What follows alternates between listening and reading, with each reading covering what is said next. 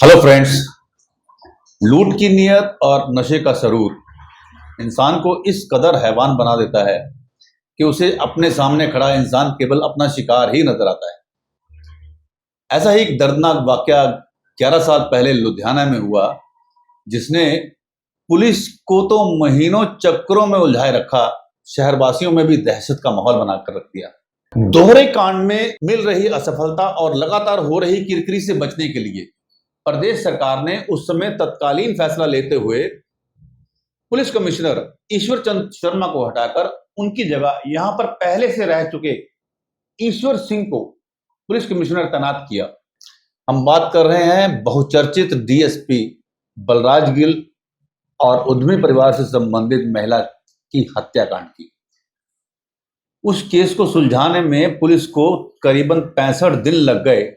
Commissionerate police का एक एक अधिकारी और मुलाजिम उस केस की गुत्थी को सुलझाने में लगा रहा, मगर अंत में जब वो केस सुलझा तो सामने आया नशेड़ी व लुटेरों का खौफनाक चेहरा, जिन्होंने अपने निहित स्वार्थ के लिए न केवल 2 लोगों की निर्मम हत्याएं कर डाली, बल्कि 2 भरे पूरे परिवारों को उजाड़ कर रख दिया।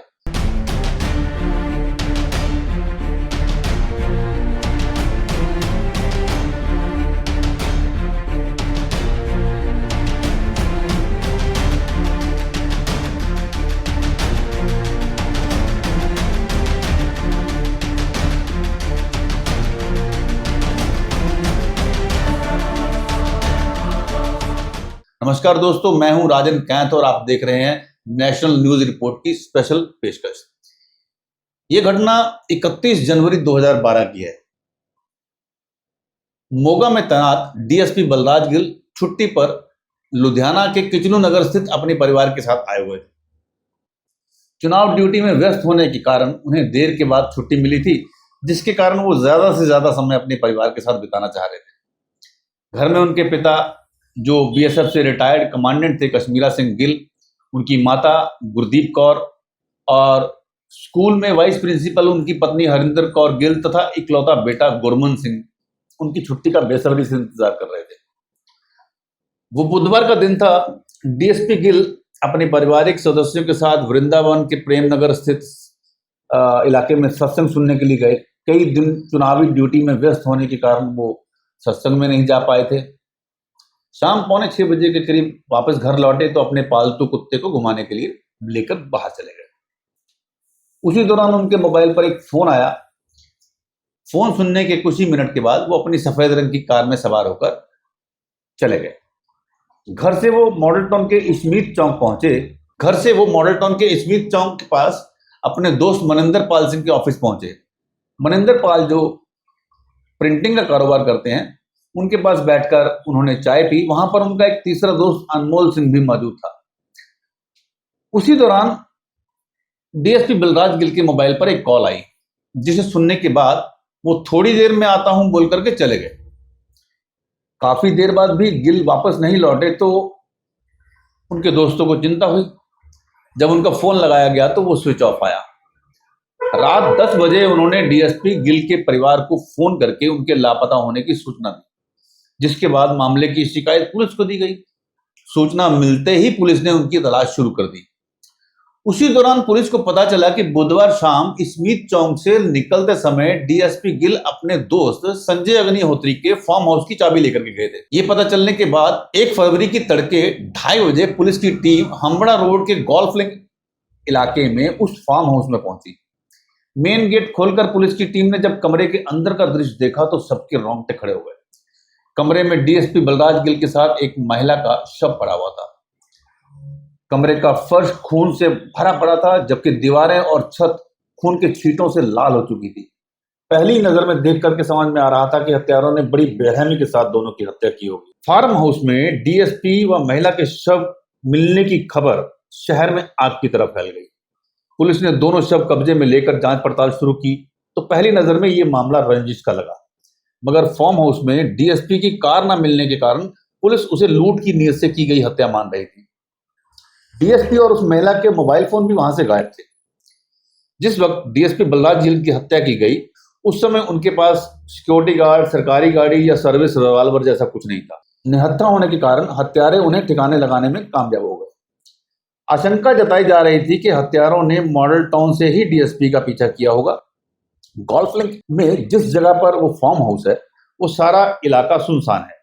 रात के अंधेरे में अकेले डीएसपी को मारना उनके लिए ज्यादा मुश्किल नहीं रहा होगा।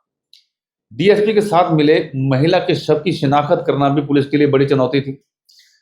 पहले ये कयास लगाए जा रहे थे कि चूंकि डीएसपी इन दिनों मोगा में तैनात थे, तो हो सकता है कि वो महिला मोगा की हो और डीएसपी गिल से मिलने के लिए वो यहां आई हो। 1 फरवरी की शाम होते होते पुलिस को जांच के दौरान पता चला कि जिस महिला का शव वहां मिला है, वो मॉडल टाउन के एक बड़े कारोबारी परिवार की बहू है।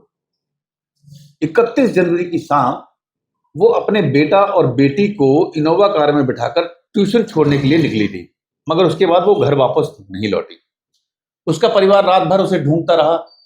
1 फरवरी की सुबह जब परिवार को गोल्फ लिंक इलाके में डीएसपी के साथ एक महिला के शव मिलने का पता चला, तो वो लोग सरकारी अस्पताल पहुंचे, जहां शवगृह में उस महिला के शव को देखकर उसके पति ने उसकी शिनाख्त अपनी पत्नी के रूप में कर दी। महिला की शिनाख्त होने के बाद पुलिस के सामने अब सवाल यह खड़ा हो गया था कि घटना की शाम डीएसपी व महिला दोनों अपनी कारों पर वहां पहुंचे थे, मगर अब वो दोनों कारें वहां से गायब थी। पुलिस ने अब उस मामले को लूट के एंगल से खंगालना शुरू कर दिया। मामले की जांच के लिए एसआईटी मतलब स्पेशल इन्वेस्टिगेशन टीम का गठन किया गया। स्पेशल इन्वेस्टिगेशन टीम का गठन किया गया और पूरे इलाके में सर्च ऑपरेशन चलाया गया। लगभग 1 महीने में 600 से ज्यादा लोगों को हिरासत में लेकर के उनसे कड़ी पूछताछ की गई। उसी बीच पुलिस ने गांव नूरपुर बेट इलाके से महिला की इनोवा कार भी बरामद कर ली, जिस पर फर्जी नंबर प्लेट लगी हुई थी, मगर उसके मिलने के बाद भी हत्यारे पुलिस की गिरफ्त से कोसों दूर थे। दिल्ली से मंगवाई गई टेक्निकल टीम की मदद से गोल्फ लिंक इलाके में लगे मोबाइल टावर से कॉल डंप उठाया गया और वो सब नंबर खंगाले गए जो घटना वाली रात घटनास्थल के इर्द गिर्द सक्रिय थे। जिन लोगों के मोबाइल फोन उस रात वहां पर चल रहे थे, उन्हें हिरासत में लेकर के पूछताछ की गई, तो कुछ अहम सुराग पुलिस के हाथ लग गए, जिनके आधार पर पुलिस ने इस दोहरे हत्याकांड मामले में 3 लोगों को गिरफ्तार कर लिया। पुलिस के मुताबिक लूट के इरादे से ही दोनों का कत्ल किया गया था। उनकी गिरफ्तारी होने पर पुलिस ने 65 दिनों के बाद राहत की सांस ली। पकड़े गए लोगों में गांव तलवाड़ा निवासी 23 वर्षीय हरविंदर सिंह उर्फ बिंदर, प्रितपाल सिंह उर्फ लड्डू और उमेश करड़ा थे, जबकि उनका चौथा साथी हम्बड़ा रोड के गांव लीहा का रहने वाला हसनजीत अभी भी पुलिस की गिरफ्त से बाहर था। पुलिस के मुताबिक ये सभी आरोपी गोल्फ लिंक इलाके में आसपास सक्रिय होकर रात के समय लूटपाट की वारदातों को अंजाम दिया करते थे। 31 जनवरी की रात वो तीनों हरविंदर के भाई का टेम्पो लेकर उस पर सवार होकर लूटपाट करने के लिए निकले थे।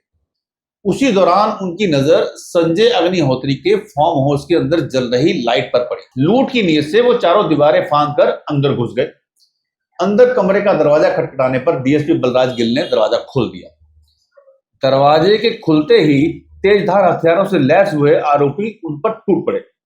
हैवानियत की सभी हदें को पार करते हुए उन लोगों ने डीएसपी को मौत के घाट उतार दिया। उसके बाद उन्होंने महिला पर हमला करके बेरहमी से उसकी भी नृशंस हत्या कर दी। हत्या करने के बाद आरोपी उनके मोबाइल फोन, सोने के जेवरात, नकदी, पर्स और दोनों कारें लूटकर वहां से फरार हो गए। वारदात के कुछ दिन बाद 3 आरोपियों ने बलराज गिल की ऑप्ट्रा और महिला की इनोवा कार को अलग अलग जगहों पर छोड़ दिया। पुलिस कमिश्नर ईश्वर सिंह के मुताबिक डीएसपी बलराज गिल और महिला की हत्या के बाद लूटी गई तीनों कारों को हत्यारे बेचना चाह रहे थे, जिसके लिए उन्होंने हसनजीत नाम के व्यक्ति से संपर्क किया। चारों आरोपी मिलकर उन दोनों कारों को बेचने के लिए गुरदासपुर लेकर के गए, मगर सफलता नहीं मिलने पर वो उन कारों को अलग अलग जगह छोड़कर फरार हो गए। उसके कुछ दिनों के बाद पुलिस ने 3 और लोगों को गिरफ्तार कर लिया।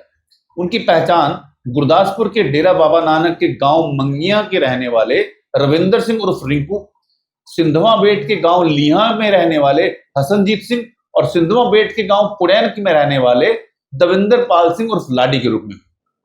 रविंदर पाल सिंह गाड़ियों को खरीदने बेचने का काम किया करता था। डीएसपी की ऑप्ट्रा और महिला की इनोवा कार को उसी के माध्यम से गुरदासपुर में ले जाकर के बेचने का प्रयास किया गया था। दविंदर पाल हम्बड़ा में गाड़ियों की नंबर प्लेट बनाने का काम किया। उसी ने कार की फर्जी नंबर प्लेट बनाकर आरोपियों की मदद की थी।